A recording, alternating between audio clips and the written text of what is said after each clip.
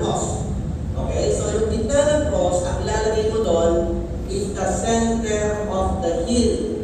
Center of the heel. Okay? Either left or right hand is up to you. Basta ang mahalaga, center of the heel.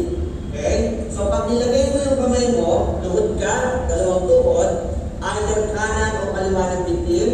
Okay? Ilagay mo ang center of the heel mo, itama mo dun sa gitna ng cross na nasa isip mo. Okay? Then interlock your hands. Pag sinabi natin interlock, ganyan ang kamay. Hindi pwede nakaganyan, hindi pwede nakaganon, hindi pwede nakaganyan.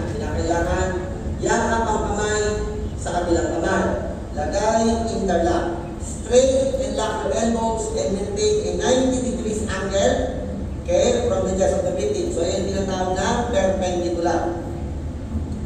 Okay? So, yan ang pagka-posisyon. Pag bumomba, never bend your elbow. No bending of elbows. No jerking. No bouncing. No rocking. And no massaging. Okay? So, paano yung normal na bomba? Ang normal na bomba, straight ang siko, hindi naliligo. Lakang kamay, tingin sa mukha ng biktima. Okay, bakit natitingin sa mukha ng biktima?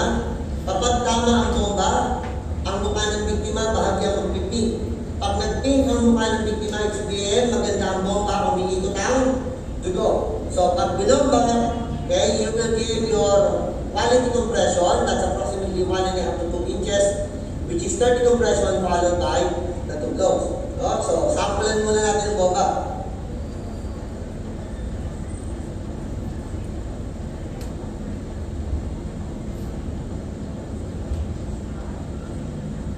Okay? So, yun yung bomba. Okay?